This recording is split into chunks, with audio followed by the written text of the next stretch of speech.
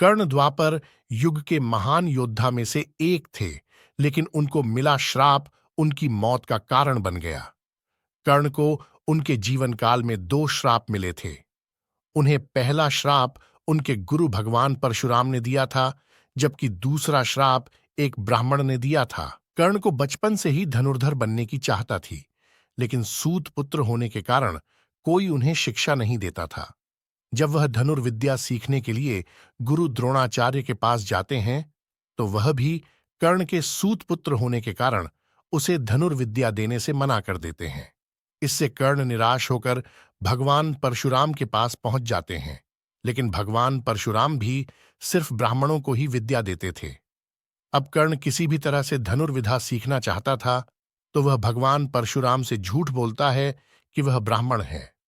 भगवान परशुराम भी कर्ण को ब्राह्मण समझकर उसे शिक्षा देने लगते हैं।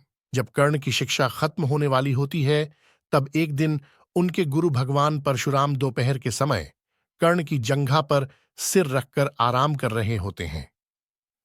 थोड़े समय बाद वहां एक बिच्छू आता है, जो कर्ण के जंघा पर काट लेता है।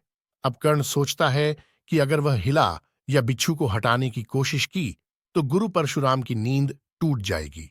इसलिए वह बिच्छू को हटाने की बजाय उसे डंक मारने देता है। कर्ण काफी समय तक बिच्छू के डंक से होने वाले दर्द को सहता रहता है। फिर जब कुछ समय बाद गुरु परशुराम नींद से उठते हैं, तो वह देखते हैं कि कर्ण के जांघ से खून बह रहा है। यह देखकर भगवान परशुराम गुस्से में कहते हैं, इतनी सहनशीलता सिर्फ किसी क्षत्रिय में ही हो सकती है।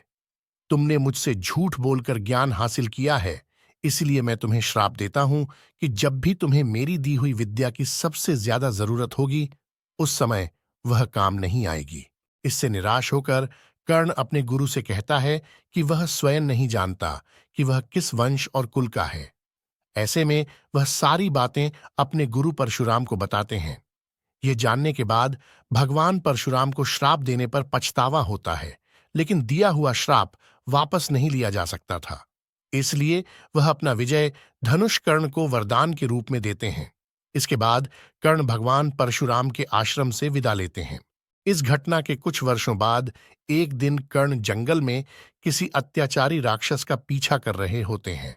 वह राक्षस को निशाना बनाते हुए उसे मारने के लिए बाण चलाते हैं, लेकिन राक्षस अचानक गायब हो जाता है और बाण दलदल में फंसी एक गाय को लग जाता है।